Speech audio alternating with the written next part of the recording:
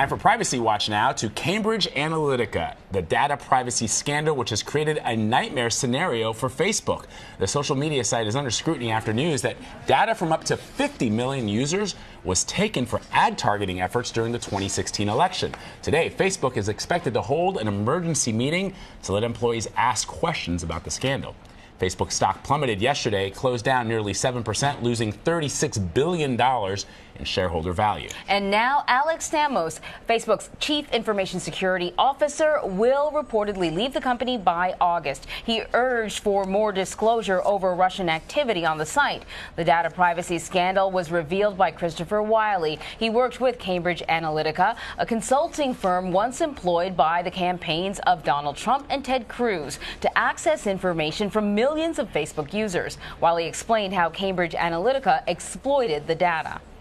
They call it non-kinetic weaponry. Like, weapons don't have to blow stuff up, right? If you delete every banking record of, of a major bank, you've caused economic chaos without blowing anything up. You've just deleted data, right? So, and that's a weapon, right? That's I'm attacking you. It's just, in cyberspace, right? So, in terms of, how does Cambridge Analytica weaponize information? I mean, there's something called informational dominance, which is another sort of concept in information operations, which is the idea that in order to win a battle of information on this informational plane of our battle space, I need to inject information all around my opponent so that they start to perceive the battle space slightly differently, and they start making mistakes. They go over that hill because they think we're over there because we've set up, fake tanks over there. They try to attack, and we're actually going to flank them from behind. Our Charlie D'Agata is in London and conducted that interview. Hey, Charlie, thanks for joining us. So this is a super fascinating story that just keeps unfolding. It's no surprise that Facebook makes its money off of the data that we willingly give it.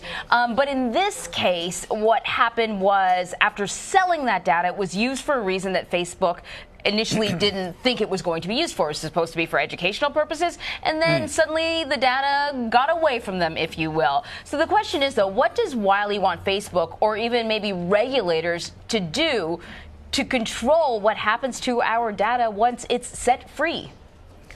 Well, Anne-Marie, you just caught me watching that video. I was watching the conversation that I had with him yesterday. It was fascinating, hard to keep up with. You can see how frenetic he is and incredibly super intelligent and also insightful. And it's a big question as to what happened to that data. First of all, how they were able to access it. It was almost like a sort of Trojan horse. It was a survey that people could take on Facebook where they clicked onto it. Unwittingly, they didn't realize that that meant that this app would then have access to all of your likes and some of the connections that you've made. But in addition to that, and this is where it becomes really important, the reason it's scaled up so quickly, all of your friends, I don't know how popular, well, I know how popular you guys are, how popular most people are. You're going to have 200 or 300 people there, and they're going to have access to all of that. And that's why it's scaled up so quickly to 50 million users. In fact, he said that's on the lower side of that estimate.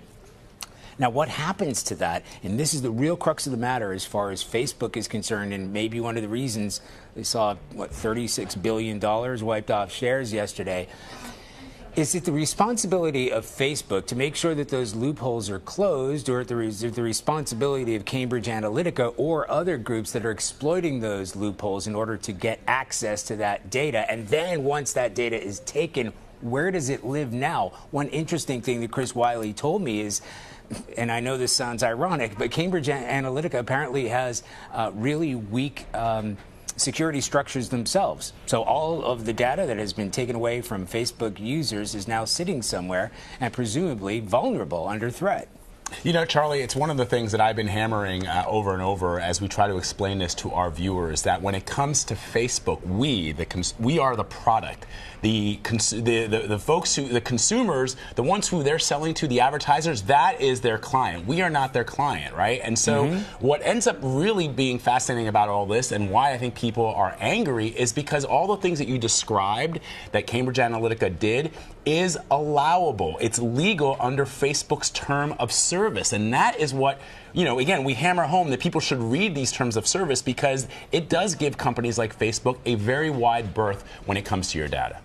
That's exactly right. We're users. Nothing comes for free. And nobody scrolls through the 12 pages. They just go, yeah, agree, right? You just go on to it. And, of course, Facebook has grown and people have been accessing those data points. It's amazing, by the way. Like those little like buttons? That's one of the data points that they use in terms of trying to build what they call your digital portrait. That's very important. And what it means is they can decide that this person over here in Akron, Ohio may like these sort of things, but it's when you compare that person in Akron, Ohio to the guys in Miami and what they're clicking on. University students, do they use something like, this is a specific example, they still use something like Internet Explorer. That's probably somebody who's a little bit older or maybe doesn't keep up to date with technology trends, and then they start building these profiles, and it's what's done with those profiles afterward, as these are the allegations, the sinister part of that, where you have other agents who are now trying to predict human behavior based on those models. And it is very accurate because you have a pool of 50 million. It's not just who you are, but it's who you are compared to other people.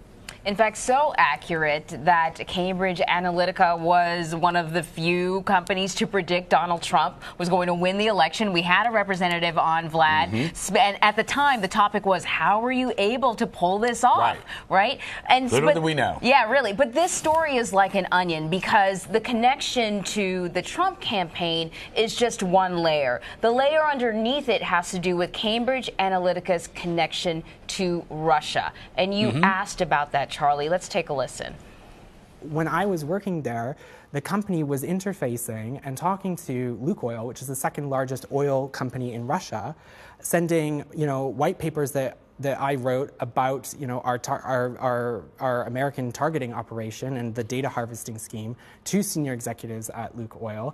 In one email, Alexander Nix, the CEO, says, "I'm going to send it to the CEO of Lukoil." Right? This is a company which has very open links with the FSB, which is the Russian security services. And in addition to that, the professor that we were using to run this data harvesting program was going back and forth between the UK and Russia because he was also working on a project in Russia funded by the Russians on psychological profiling and social data. So for Wiley, there's like a whole lot of smoke because why would a Russian oil company be interested in the habits of American Facebook users, right? Yes, that's exactly right. And he said to me, and he was sincere about it, because he was building this specific program. He was very much part of designing that app in order to access some of that data. And then he said, suddenly I'm thinking, what are all these Russians doing here? And they wanted to get the kind of information that Cambridge Analytica was gathering. So he started thinking, well, if the Russians are involved, surely there must be some sensitivity here. But it was explained to him that, the Russians, as others, and again, we have to make the point, Cambridge Analytica is not unique in this. There are several companies that do this job of gathering data. But yes, it becomes sinister as soon as you suggest the Russian element there. It is important for me to point out here that at the time, the specific program that Chris Wiley was working for was run by Steve Bannon. This is President Trump's chief strategist.